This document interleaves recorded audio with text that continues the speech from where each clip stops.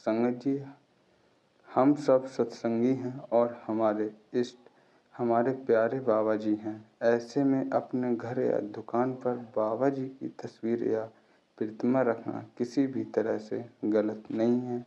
जब हम अपने घरों में बाबा जी की तस्वीर लगाते हैं तो वो तस्वीर सिर्फ एक फ़ोटो नहीं होती, वो हमारे लिए एक नूरी रूप होती है जो हमें हर पल दिशा दिखाता है, हमें बुरे विचारों से और गलत रास्तों से दूर रखता है। लेकिन संगत जी, जरा सोचिए, अगर कोई उस तस्वीर के साथ ऐसा व्यवहार करने लगे जो स्वयं बाबा जी की शिक्षाओं के खिलाफ हो। तो लंदन में एक सत्संगी भाई के साथ कुछ ऐसा ही हुआ। उसने जो किया वो सारी सीमाएं पार कर गया। बाबा जी की मूरत के साथ उसने वो काम शुरू कर दिया जिसकी साफ साफ मना है। कहा जाता है कि जब प्रेम हद से गुजर जाता है तो इंसान को फिर सही और गलत का फर्क समझ नहीं आता। यही हालत इस भाई की भी थी। बाबा जी से उसका प्रेम इतना गहरा, इतना आत्मिक हो गया कि वह इस इश्क की दुनिया में ही खो गया। यह भाई इंग्लैंड की एक प्रतिष्ठित कंस्ट्रक्शन कंपनी में काम करता था। वहाँ पर बिल्कुल अकेला था, ना पत्नी, ना बच्चे और ना ही किसी रिश्तेदार से कोई खास संबंध। दरअसल उसने कभी शादी ही नहीं की और जो थोड़े बहुत रिश्तेदार थे उनसे भी दूरी बनाए रखी। उसका परिवार भारत में रहता था, लेकिन जब भी वह इंडिया आता तो घर परिवार की ओर नहीं जाता। उसका पहला कदम सीधा डेरे की तरफ उठता। वो हर साल डेरे में 20 से 25 दिन सेवा करता और फिर वापस इंग्लैंड चला जाता। उसका असली घर, उसका सच्चा रिश्ता, सब कुछ उसे डेरे में ही मिलता था। उसकी दुनिया बस बाबा जी में ही समा गई थी। संगत जी, यह बातें सुनकर शायद आपके मन में भी सवाल उठ रहा होगा, अगर इस भाई का बाबा जी से इतना गहरा प्रेम था तो आखिर उसने ऐसा क्या कर दिया जो सारी मर्यादाएं लांघ गया। एक समय था जब इंग्लैंड में रहने वाला ये भाई सत्संग और परमार्थ से बिल्कुल अनजान था। ना उसे बाबा जी के बारे में ज़्यादा जानकारी थी और ना ही रूहानी जीवन में कोई दिलचस्पी। मगर कहते हैं ना, जब रब अपनी ओर खींचता है तो कोई ना कोई जरिया बना ही देता है। इस भाई के साथ भी कुछ ऐसा ही हुआ। जिस कंस्ट्रक्शन कंपनी में ये काम करता था उसे एक सत्संग घर के निर्माण का काम मिला। इस भाई की भूमिका उस प्रोजेक्ट में एक इंजीनियर की थी और कंपनी ने उसे उसी साइट पर ड्यूटी पर लगा दिया जहां सत्संग भवन बन रहा था।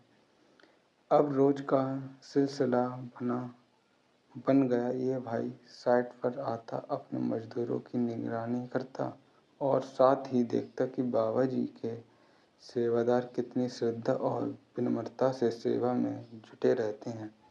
वो देखकर उसका मन भी खींचने लगा। सेवा में एक अलग ही आकर्षण था।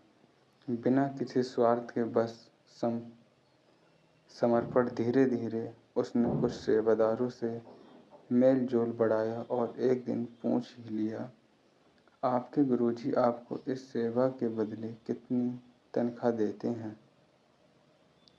इस सवाल पर सेवादार मुस्कुरा पड़े और बोले, भाई साहब, जो मेहनत ताना हमारे गुरु हमें देते हैं वो कोई भी बड़दली कंपनी नहीं दे सकती। ये इनाम इस दुनिया में ही नहीं, अगले लोक तक साथ जाएगा। इस जवाब ने इस भाई के दिल को छू लिया। पहले वो केवल देखते हुए संतोष कर लेता था, लेकिन अब उसके भीतर सेवा की ललक भी जाग गई। ऑफिस का काम निपटाकर वह रोज आधा घंटा सेवा में हाथ बांटने लगा। कुछ ही दिनों में वह सत्संग से गहराई से जुड़ गया और एक सच्चा सत्संगी बन गया। फिर एक दिन उसे खबर मिली कि बाबा जी स्वयं इस नए सत्संग भवन में पधारने वाले हैं। इस बात से उसकी उत्सुकता और बढ़ गई। अगर उनके सेवादार इतने कोमल हृदय और श्रद्धावान हैं तो गुरुजी स्वयं कैसे होंगे। उसे यह सोचकर ही रोमांच हो रहा था कि शायद बाबा जी के दर्शन हो जाएं। और चूंकि वह साइट इंजीनियर था, उससे बाबा जी से मिलने की संभावना भी थी। वो दिन आ ही गया। पहले बाबा जी ने संगत को दर्शन दिए। अगले दिन वह भवन निर्माण का निरीक्षण करने आए। तभी बाबा जी ने अपने सेवादारों से कहा, उस कंपनी के इंजीनियर को बुलाओ, मैं उससे कुछ बातें करना चाहता हूँ। सेवादारों ने तुरंत उस भाई को फ़ोन किया और बताया कि बाबा जी उसे बुला रहे हैं। ये सुनकर तो भाई की सांसें ही थम गईं। वह तो खुद सोच रहा था किसी तरह बाबा जी से मिलने का मौका मिले और यहाँ तो खुद बाबा जी ने उसे बुला लिया।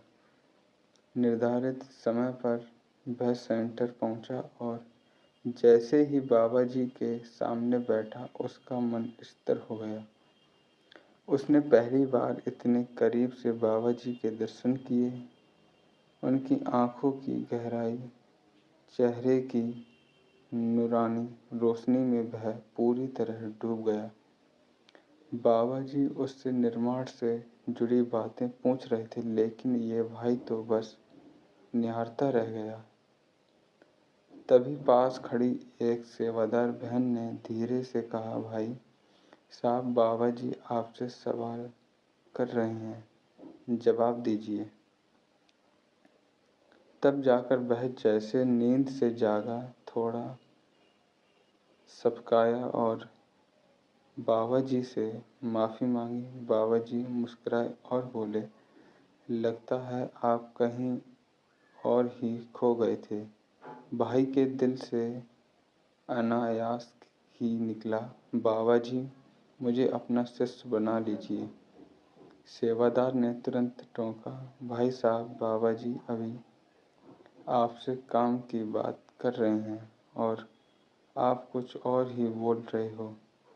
सच यह था कि उस पल में वह इंजीनियर जैसे अपनी सुध बुध खो बैठा था।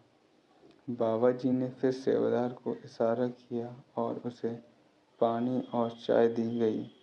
थोड़ा शांत होने के बाद इस भाई ने बाबा जी को पूरी काम की जानकारी दी और उन्हें साइट का पूरा दौरा भी करवाया। सब कुछ देखने के बाद जब बाबा जी लौटने लगे तो इस भाई ने एक बार फिर दिल से विनती की, बाबा जी क्या आप मुझे नामदान देंगे। बाबा जी ने बड़े ही प्यार से जवाब दिया, बेटा अगर मालिक की रजा हुई तो ज़रूर मिलेगा। संगत जी, ये कहानी यहीं ख़त्म नहीं होती। बाबा जी की तस्वीर से शुरू हुआ यह सफ़र इस भाई को एक ऐसी राह पर ले गया जहाँ उसका प्रेम कभी कभी मर्यादा की सीमाएं भी भूल गया। और आगे की कहानी बताती है कि उस प्रेम ने कैसे एक विचित्र मोड़ लिया।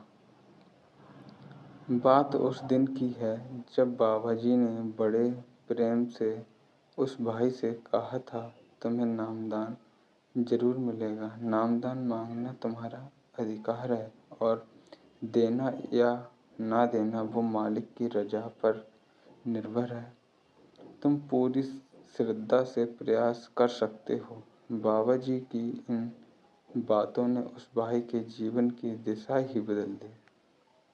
उसके दिल में जैसे बाबा जी की मोहब्बत गहराई तक समा गई। उसे पहली बार लगा कि जिसे वह बरसों से खोज रहा था वही तो आज उसके सामने था। उसका अपना सतगुरु अब उसकी दिनचर्या ही बदल चुकी थी। रोजाना काम निपटाने के बाद वह सीधे सत्संग भवन पहुंचता और सेवा में जुट जाता। जितनी देर रुक सकता उतनी देर सेवा करता। और फिर एक दिन उसने सेंटर से बाबा जी की एक तस्वीर खरीदी। लेकिन संगत जी, बात यहीं ख़त्म नहीं हुई। असली कहानी तो अब शुरू होती है। उसने उस तस्वीर को अपने घर के एक खास कमरे में लगाया। बेडरूम में ठीक अपने तस्वीर के पीछे उस कमरे को उसने पूरी तरह विशेष बना दिया था। गर्मियों में वहाँ 24 घंटे एयर कंडीशन चलता और सर्दियों में हीटर। उसका मानना था कि बाबा जी उसी तस्वीर में विराजमान हैं और इसीलिए वो उनके आराम का पूरा ख्याल रखता था। धीरे धीरे यह प्रेम एक तरह की अंधी भक्ति में बदलता गया। जब भी उसे कुछ दिनों के लिए कहीं बाहर जाना होता तो वह बाबा जी की तस्वीर को कार की अगली सीट पर साथ ले जाता। और अगर सफ़र बस, ट्रेन या फ्लाइट से होता तो वह 2 टिकट बुक करता, एक अपने लिए और एक तस्वीर के लिए। एक सीट पर खुद बैठता और दूसरी पर बाबा जी की तस्वीर को रखता, यह मानकर कि बाबा जी उसी के साथ यात्रा कर रहे हैं।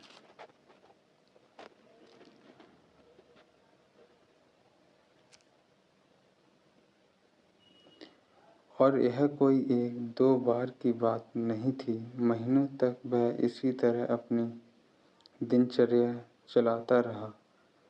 उसकी बाबा जी के प्रति दीवानगी हर हद पार कर चुकी थी। तस्वीर से उसका लगाव इतना बढ़ गया था कि वो उसे अपना सहयात्री, अपना मार्गदर्शक और सबसे बढ़कर अपने जीवन का केंद्र मानने लगा था। लेकिन संगत जी, जैसे ही यह बात एक वरिष्ठ और अनुभवी सेवादार अंकल जी के कानों तक पहुंची, उन्होंने उस भाई को बड़े प्यार और शांति से अपने पास बुलाया। आधे घंटे तक उन्होंने बहुत सहजता से उसे समझाया, सत्संग सुनाया और उसकी भावनाओं को सम्मान देते हुए उसे सही राह दिखाने की कोशिश की। उन्होंने कहा, बेटा, तुम्हारा प्रेम सच्चा है, इसमें कोई शक नहीं, मगर जो तरीका तुम अपना रहे हो वह आत्मिक उन्नति का मार्ग नहीं है। यह तुम्हारी भावनाओं और मोह का परिणाम है, लेकिन इसका आत्मा की तरक्की से कोई सीधा संबंध नहीं है। अंकल जी ने समझाया, गुरु की तस्वीर हमें इसलिए नहीं दी जाती कि हम उसकी पूजा करें, उसे वस्तु की तरह रखें या उसके साथ सांसारिक व्यवहार करें। तस्वीर का उद्देश्य है कि जब तुम भजन सिमरन में बैठो तो उसका रूप तुम्हारे ध्यान में स्थिर हो सके ताकि साधना आसान हो जाए। लेकिन तुम तो उल्टी दिशा में जा रहे हो। एसी चलाना, हीटर लगाना, यात्रा में टिकट लेना, यह सब बाहरी प्रदर्शन है जो वास्तव में ध्यान को बाहर की ओर खींचते हैं, भीतर नहीं। उन्होंने आगे कहा, अगर यही तरीका आत्मा की मुक्ति दिलाने वाला होता तो फिर तो हर कोई फोटो साथ लेकर घूमे और मुक्त हो जाए। मगर बात ऐसी नहीं है। असली गुरु तो तुम्हारे अंदर विराजमान है और जिस दिन तुम भीतर जाकर उनके दर्शन करोगे तो तुम्हें यह सब बाहरी चीज़ें बेमानी लगेंगे। उन्होंने यह भी बताया कि जितना पैसा वह टिकट व्यवस्था और सजावट में खर्च करता है वह किसी ज़रूरतमंद की मदद में लगाना ज़्यादा पुण्य का कार्य होगा। अपना ध्यान बाहर की बजाय भीतर की ओर मोड़ो। अंकल जी ने समझाया, भजन सिमरन ही वह माध्यम है जिससे तुम असली जुड़ाव तक पहुंच सकते हो और जब तक नामदान ना मिले तब तक रोज अभ्यास करो। ध्यान को आँखों के मध्य बिंदु पर केंद्रित करने की कोशिश करो। वही रास्ता तुम्हें असली मिलन की ओर ले जाएगा। उनकी ये बातें उस भाई के दिल को भीतर तक छू गईं। पहली बार उसे एहसास हुआ कि उसकी भावना तो सच्ची थी लेकिन उसका तरीका भटकाव से भरा था। उसी क्षण उसने ठान लिया कि अब वह बाबा जी की तस्वीर को श्रद्धा का प्रतीक मानकर रखेगा, लेकिन अपनी ऊर्जा और भावनाओं को बाहर नहीं, भीतर की यात्रा की ओर मोड़ेगा।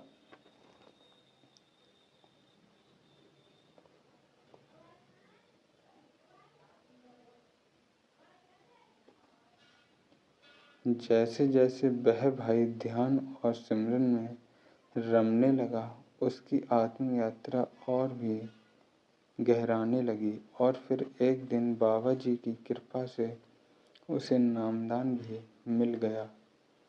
संगत जी, आजकल कई लोग बाबा जी की तस्वीर के आगे धूप बत्ती, तेल का दीपक, अगरबत्ती वगैरह चलाने लगते हैं। उन्हें लगता है इससे बाबा जी प्रसन्न होते होंगे, लेकिन वास्तव में बाबा जी इन सब बाहरी रीति रिवाजों से मना करते हैं। तस्वीर से रूहानियत नहीं आती। तस्वीर केवल एक माध्यम है, एक स्मृति है जिससे हम बाबा जी के स्वरूप को आँखों से देखकर अपने ध्यान में स्थिर कर सकेंगे। जब हम आँखें बंद करें तो वही रूप हमारी बंद आँखों में उभर आए, जिससे हमें सिमरन और भजन में टिकने में सहायता मिले। संगत जी, हमारा मन एक पल को भी स्थिर नहीं रहता। न जाने कितनी बातें, कितने विचार हर वक्त हमारे भीतर चलते रहते हैं और जब तक ये विचारों की भीड़ हमारे अंदर बनी रहेगी तब तक हम भीतर की आवाज़ को नहीं सुन सकेंगे। अब सवाल उठता है कि इस बक-बक को कैसे रोका जाए। अगर हम अपने मन को शांत कर पाएँ, खाली कर पाएँ, तो उसमें सिर्फ वही विचार डाल सकते हैं जो हमारे काम के हैं। और जब मन की यह भाग दौड़ रुक जाती है तब वह एक सच्चा सेवक बन जाता है। फिर हम उससे जो चाहें करवा सकते हैं। इसी संदर्भ में आइए एक प्रेरणादायक साखी सुनते हैं। एक गांव में रतन नाम का एक युवक रहता था। रतन को अपने मन की एक गंभीर समस्या थी। उसका मन हर समय भटकता रहता, कभी भी एक जगह स्थिर नहीं होता। उसकी सोच हमेशा या तो अतीत में उलझी रहती या भविष्य की चिंता में डूबी रहती। कभी वह पछताता कि काश मैंने वह काम उस तरह ना किया होता, तो कभी डरता कि अगर भविष्य में असफल हो गया तो क्या होगा। उसे चिंता रहती कि लोग क्या कहेंगे, मजाक ना बन जाए। रतन का मन नेगेटिव विचारों से भरा रहता था और वह खुद भी इस मानसिक स्थिति से परेशान था। वह इन विचारों से छुटकारा पाना चाहता था, लेकिन लाख कोशिशों के बाद भी ऐसा कर नहीं पाता। तभी किसी ने उसे बताया कि गांव से कुछ दूर एक सिद्ध महात्मा रहते हैं जो आत्मिक मार्ग में बहुत आगे हैं और शायद वे उसकी इस समस्या का समाधान कर सकें। अगली सुबह रतन उनके पास जा पहुंचा। महात्मा जी के चरणों में प्रणाम कर उसने अपनी सारी व्यवस्था सुना दी। महात्मा जी ने उसकी बातों को ध्यान से सुना और फिर पूछा, बेटा तुम मुझसे क्या जानना चाहते हो? रतन ने निम्रता से कहा, गुरुदेव, मैं अपने मन को शांत और खाली करना चाहता हूँ। मैं चाहता हूँ कि ये विचारों की उथल पुथल रुक जाए ताकि मैं चैन से जी सकूं। मेरा ध्यान टिकता नहीं है और नेगेटिव सोच मुझे अंदर से तोड़ रही है। महात्मा मुस्कुराए और बोले, कोई भी समस्या तब तक हल नहीं होती जब तक हम उसकी जड़ तक न जाए। क्या तुमने कभी अपने मन को समझाने की कोशिश की है? उसे गहराई से जानने का प्रयास किया है? रतन बोला, गुरुदेव, मैंने कोशिश की है, लेकिन जितना जानना चाहता हूँ उतना ही मेरा मन और रहस्यमय लगता है। तब महात्मा जी ने एक घड़ा लिया और रतन को देते हुए कहा, बेटा जाओ और इस घड़े में छोटे छोटे पत्थर भरकर ले आओ। रतन गया, पत्थर भरकर लाया और घड़ा उनके सामने रख दिया। महात्मा ने कहा, अब इस घड़े को अपना मन समझो। इसमें जो पत्थर भरे हुए हैं ये सब तुम्हारे विचार हैं, कुछ जरूरी, कुछ फालतू, कुछ पुराने, कुछ डर से भरे हुए। अब सोचो, अगर इस घड़े में पहले से ही पत्थर भरे हैं तो क्या इसमें कुछ नया डाला जा सकता है? रतन बोला, नहीं गुरुदेव, जब तक इन्हें निकाला नहीं जाएगा तब तक इसमें कुछ और नहीं डाला जा सकता। महात्मा बोले, ठीक यही बात तुम्हारे मन के साथ है। जब तक तुम पुराने बेकार नकारात्मक विचारों को बाहर नहीं करोगे तब तक भजन, सिमरन, शांति या ध्यान उसमें टिक ही नहीं सकता।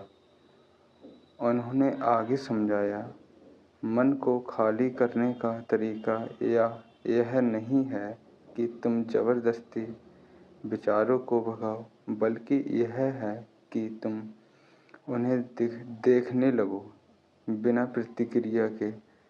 जब तुम देखोगे, स्वीकार करोगे और बिना उलझे उन्हें जाने दोगे, तभी धीरे धीरे तुम्हारा मन शांत होना शुरू होगा। फिर उन्होंने कहा, भजन सिमरन यही सिखाता है, मन की भीड़ में से अपने ध्यान को खींचकर अपने गुरु की ओर लगाना, और जब ये अभ्यास नियमित हो जाता है तो विचार खुद ही शांत हो जाते हैं। जैसे पानी में गिरे पत्थर के बाद लहरें खुद ब खुद शांत हो जाती हैं। महात्मा जी ने रतन से कहा, बेटा इस घड़े को अपने मन की तरह मानो। इसमें पहले से ही कई पत्थर भरे हुए हैं।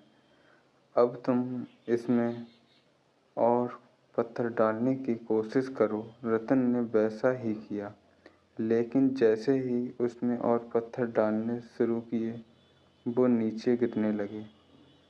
घड़ा पहले से भरा था, अब उसमें एक भी पत्थर सामना मुश्किल था। महात्मा जी ने मुस्कुराकर कहा, देखा बेटा, जब कोई बर्तन पूरी तरह भर जाता है तो उसमें कुछ नया डालना मुमकिन नहीं रहता। यही हाल तुम्हारे मन का है। जब तक यह पुरानी बातों, नेगेटिव सोच और बेकार के विचारों से भरा रहेगा, उसमें नई, सच्ची, शुद्ध ऊर्जा और विचार नहीं आ सकते। अगर कुछ नया भरना है तो पहले पुराना खाली करना होगा।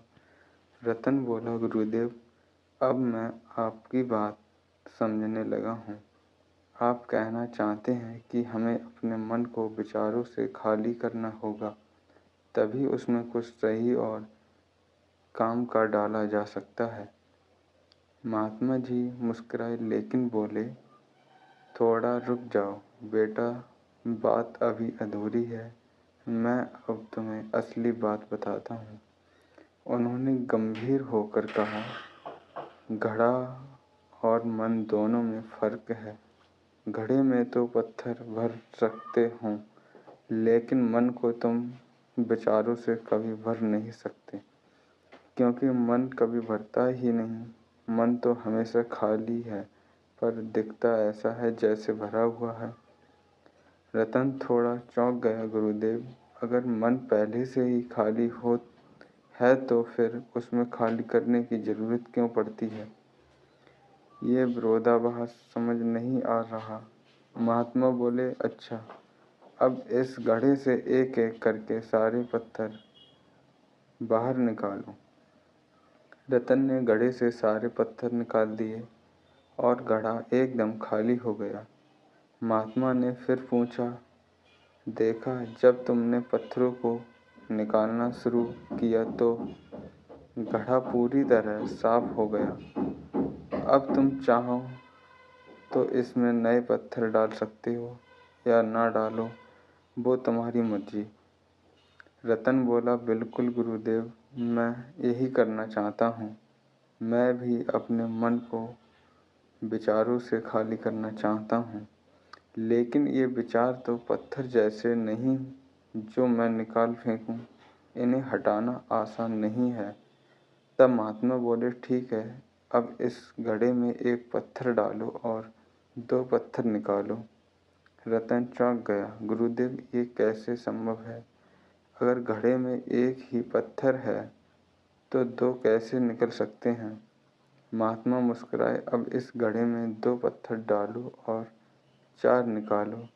रतन ने कहा, गुरुदेव, ये तो असंभव है। ये घड़ा कोई चमत्कारी बर्तन तो है नहीं जो एक डालूं और 2 निकल जाएं। महात्मा अब और गंभीर हो गए और बोले, घड़ा नहीं, लेकिन तुम्हारा मन जरूर चमत्कारी है। उसमें अगर एक विचार आता है तो वह तो 2 और विचारों को जन्म देता है। फिर उन 2 से 4 और 4 से 8, यूं ही विचारों की श्रृंखला चलती जाती है।